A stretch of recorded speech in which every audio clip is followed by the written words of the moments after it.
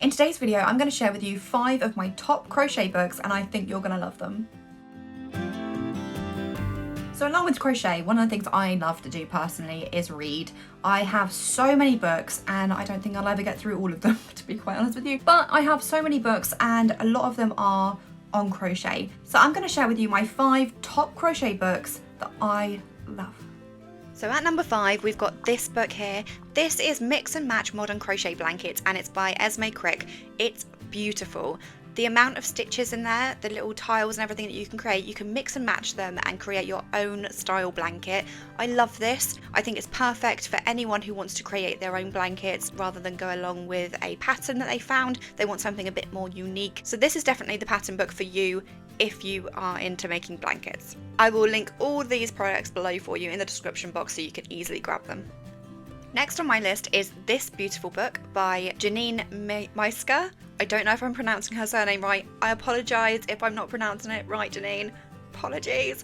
But this book is beautiful. It's stunning. I love all the patterns in there. It's a book full of modern crochet sweaters that you can make for yourself, for your loved ones, that kind of jazz, and I love it. I want to make so many of them, and I'm going to get onto that soon. At number 3, of course, I had to put in an amigurumi book because there are so many out there. It was hard to choose just one, but I gave myself a list of 5 things and one amigurumi book was on there. So I chose this one.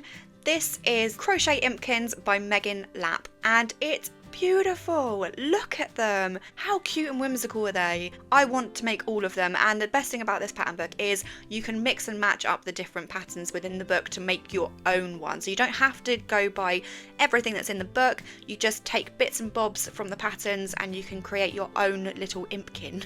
I love that. And you can give it a little name, give them to a friend or a loved one or a little kid. I don't know, but I want all of them for myself. At number 2, we have this book here. This is The Big Book of Crochet Stitches by Catherine Marsh, and it's perfect for anyone, whether you are a beginner or more intermediate or even advanced, and you want to kind of go back on your different stitches and learn how to do different stitches. You can just flick through the book. It's like the crochet bible. It's a great reference book for any crocheter if you're looking to do a different pattern or you want to start learning how to do different stitches.